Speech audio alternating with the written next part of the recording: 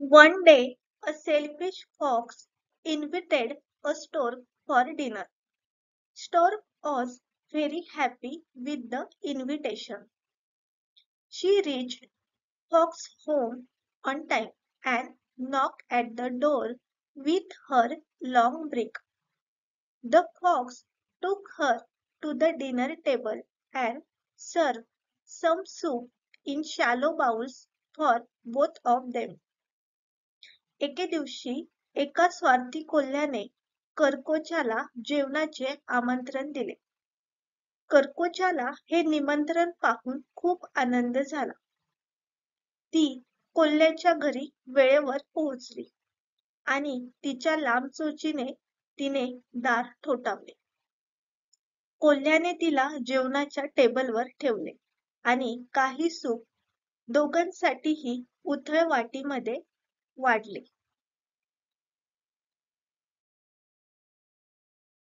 As the bowl was too shallow for the stork, she couldn't have soup at all.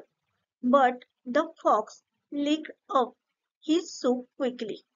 The stork was angry and upset, but she didn't show her anger and behaved politely. To teach a lesson to the fox, she then invited him for dinner the next day. ती वाटी खूपच उथळ होती म्हणून तिला soup पिता आले नव्हतं. पण कोल्ह्याने त्याचे सूप लगेच चाटले. करकोच्याला खूप राग आला आणि ती नाराज झाली. तिने तिचा राग दाखवला नाही व नम्रपणे वागली.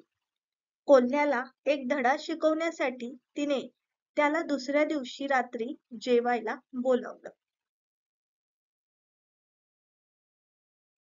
She too served soup, but this time the soup was served in two tall, narrow vases.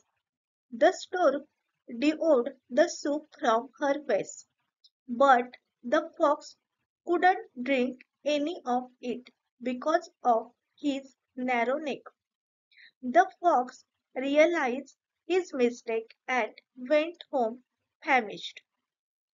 तिनेही सूप वाढले, पण यावेळी दोन उंच भांड्यामध्ये तिने सूप सर्व केले. करकोच्याने ते सूप पिऊन घेतले, पण कोल्ह्याला ते पिता आले नाही, कारण त्याची मान अरुंद होती. कोल्ह्याला त्याची चूक त्याच्या लक्षात आली आणि तो घरी गेला.